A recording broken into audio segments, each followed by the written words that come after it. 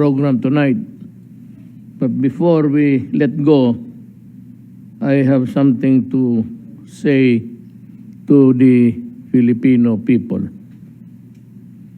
A pleasant evening to all fellow Filipinos. Thank you for once again joining us for tonight's Talk to the People. Last Saturday, respecting the will of the people, who after all placed me in the presidency several years ago, I announced my retirement from politics after my term as president. I withdrew all my vice presidential bid for next year's election after giving serious thought on the sentiment of the Filipino people expressed by different surveys, forums, caucuses, and meetings. It is time to give way to a new set of leaders who hopefully continue the reforms, projects, and programs that this administration has pursued for the past few years. It is my hope that the new set of leaders will pursue a platform of government that will build on our gains in the areas of fighting illegal drugs, criminality, corruption, terrorism, and insurgency. I likewise hope that they will continue what we have begun in the terms of infrastructure development and the many other initiatives we have undertaken during my term. With my withdrawal of my nomination, Senator Bongo has now taken the challenge to become the vice presidential candidate of the PDP Laban. I strongly and fully believe that Senator Bongo is the best person to help the next president continue my legacy and build on the gains that we have achieved, especially in terms of providing basic services to healthcare, education, and other social services for the people. The Malasakit Centers, which he spearheaded in establishing when he was still a special assistant to the president and helped enact into law as a senator, have already assisted millions of Filipinos in their malasakit time of sickness and need. Furthermore, in the first 2 years of his term as Senator Bongo has already fulfilled his duties as a legislator by passing several important laws that he has also performed representing and constituency services by visiting and providing assistance to our kababayans who needed help, like victims of fire, flood, and other calamities, as well as those who are heavily affected by the present pandemic. With his track record of service and strong work ethic rooted in compassion towards the poor and the neglected, I strongly believe that he will be the best vice president of the country. With this, I encourage our kababayans to look at his deeds and achievements as you consider your list of candidates for the next president. Vice President, rather. As of Sunday, October 3, the Philippine has received more than 77.4 million vaccines doses against COVID-19, We expect that total supply will reach 1 million vaccine doses by the end of October.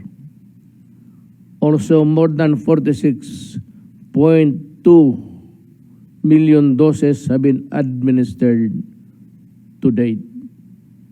This will further strengthened by our opening of the vaccination for the general population starting this month.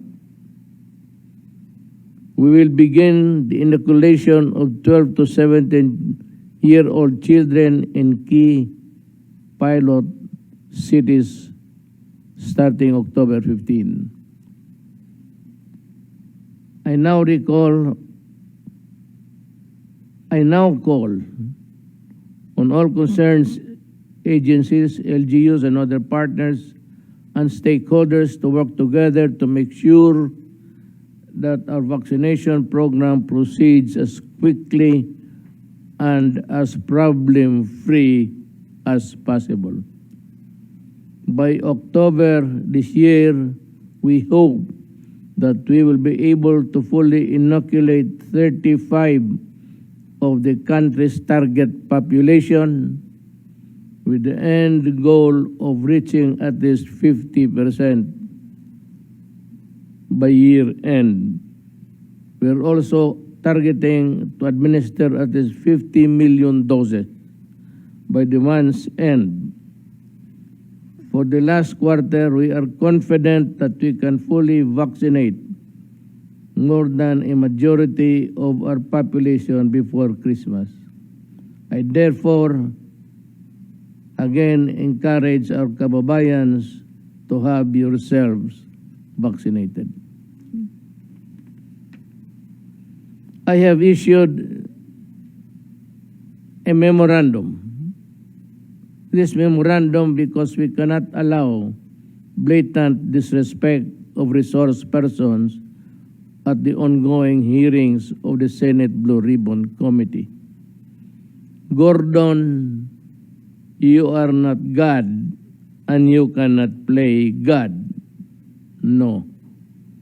You cannot continue this hearing till kingdom come. You are not a senator forever, and the time of reckoning will come. You and the Senate cannot compromise the government's COVID-19 response by getting agency leaders tied up for so long at your beck and call. Again, if you think you have enough evidence against family to support your allegations, go ahead and file cases against them at the proper courts. The Senate is not a criminal court. Stop using it simply at a witch hunt.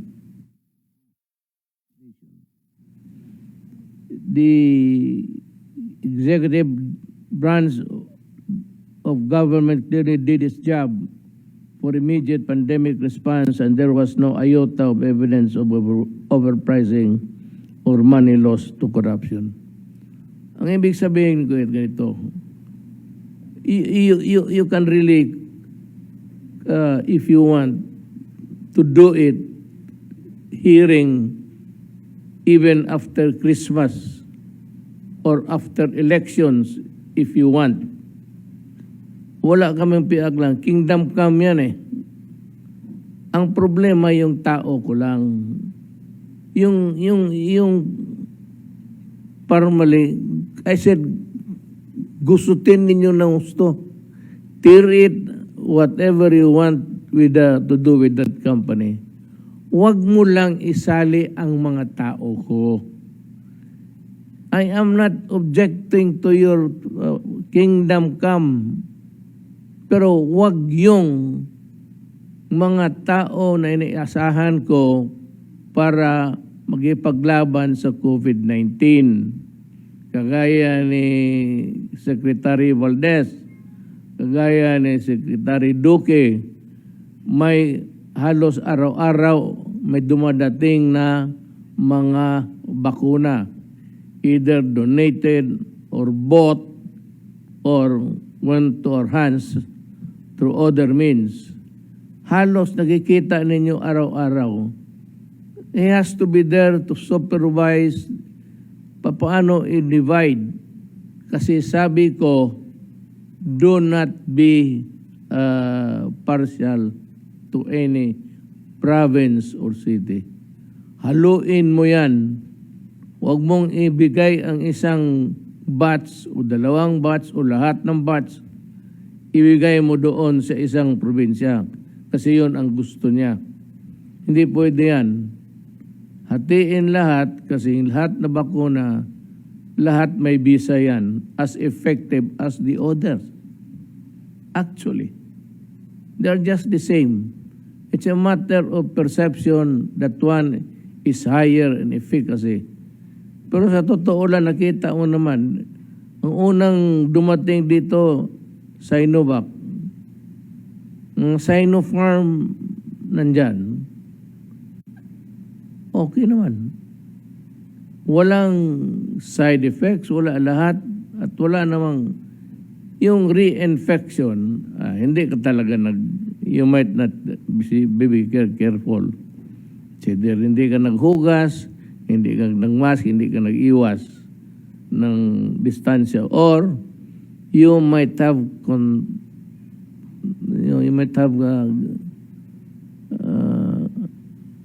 you got contaminated by yung kasama mo sa bahay. Pero kung wala lang sa awa ng Diyos, okay man ang lahat ng Sinovac na applications. Yun ang ibig kong sabihin. Hindi ko pinipigilan ang investigation ng Parmali. No, far from it. But during the investigation of Parmali, baski wala nang kasilbi-silbi yung mga tao ko nandoon, pinapatawag ninyo. At the last time I saw, I think it was Secretary Duque, and he stayed there when you started the investigation for the day and until you ended it. You did not even call Duque. He has so many problems to attend to. So with Secretary Galvez. Kaya ako napilitan magsabi, tama na yan. Tapos na sila nag-testify. Insofar as we are concerned, kami mga gobyerno, COA said no overprice, na-deliver lahat, nabayaran, and it was okay. Tapos na kami dyan. Ang COA na mismo nagsabi, so, bakit ito pabalik-balik itong mga tao ko? Kaya sabi ko, this has to end.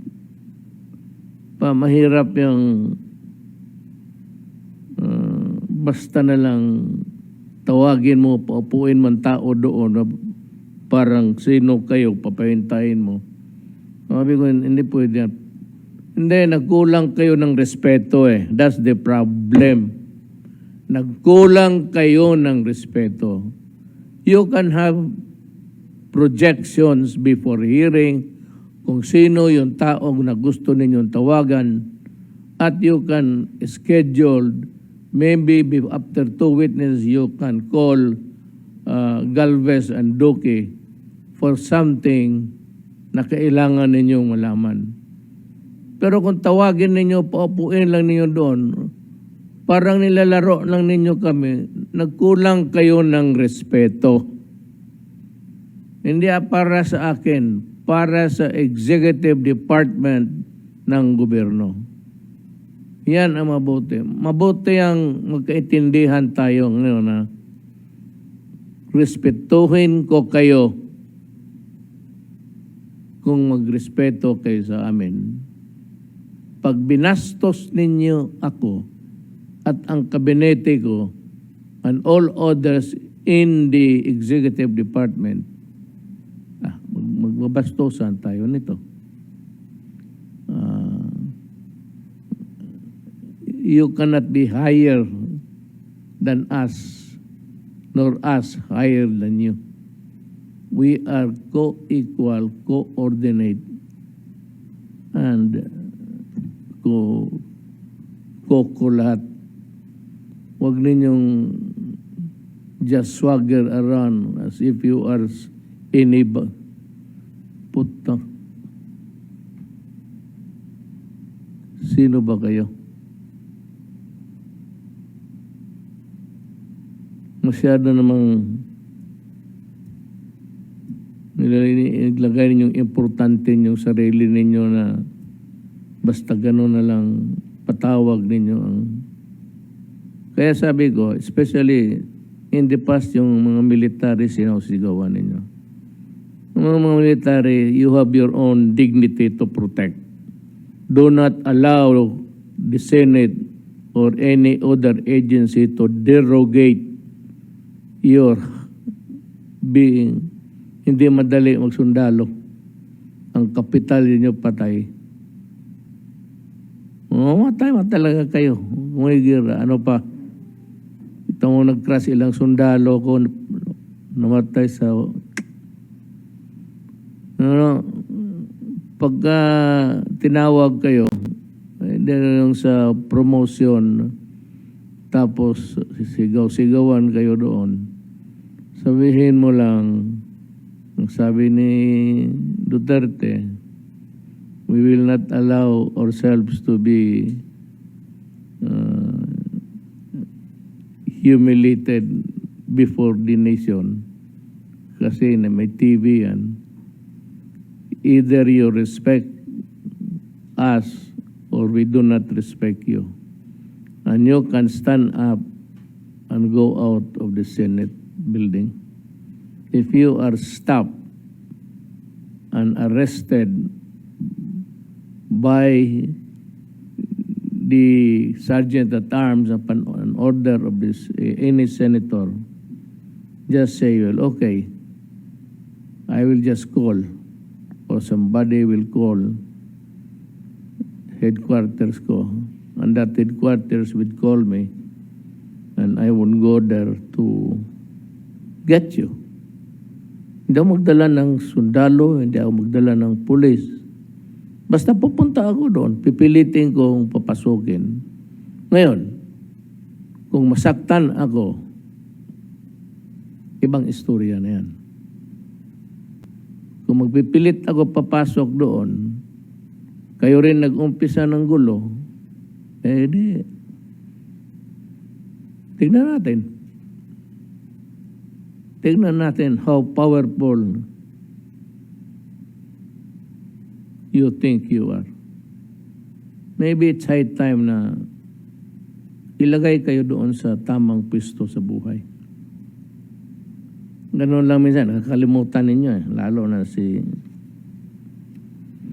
We thank the House for conducting lower house, Congress.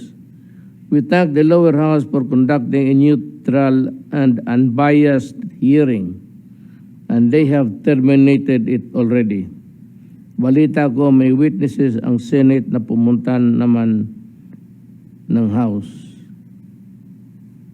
This development only shows na dapat talaga dalhin na itong investigation to the proper courts. Kung may nakita kayong mga crime dyan, maliit o malaki, dalhin na ninyo sa korte.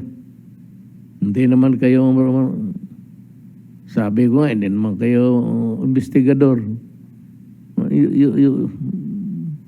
You do not pretend to be an investigator with finding so much fault there. It's the ombudsman or the prosecutor, whichever agency it may be filed. Hindi naman kami bumilib sa inyo na kakalkal ninyo yung investigasyon, may nakita kayo.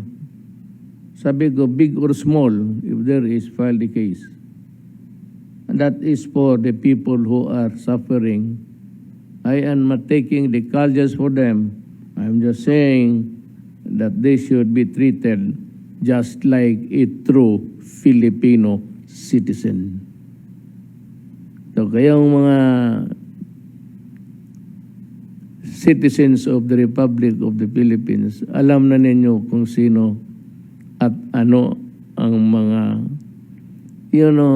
sometimes an office, the way you handle, you conduct yourself while you are there, and you think that it is power, tapos ganun ka, that is a reflection yung pagkatao mo.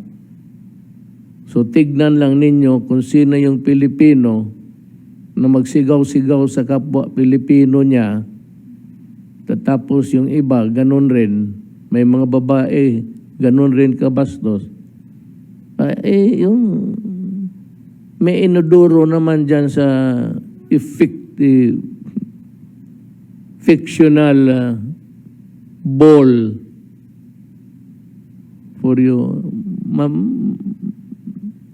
Mga Pilipino, alam nila kung saan kayo ilagay. You know what? Ako kung sa ano lang, hindi naman ako naghanap ng damay kasi mag-retire na ako.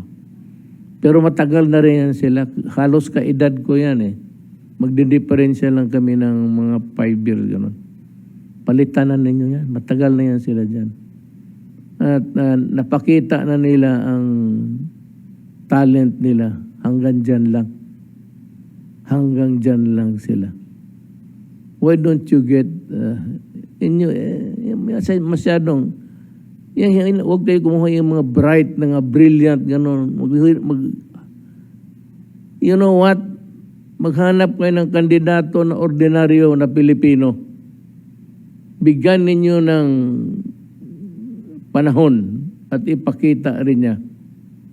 You are better off with ordinary-minded Filipinos. Itong na malaman mo kung mag-speech, magsalita, magsigaw. Kasi kung ako rin ang punta dyan, sabihin ko, Hoy Buang, Pilipino ako, Pilipino ka rin. Ang problema lang na ilagay ka dyan sa position mo na hindi karapat-dapat. Time to correct this aberration. Panahon na talaga na I'd like to advise, not tell, advise the Filipinos na palitan na ninyo.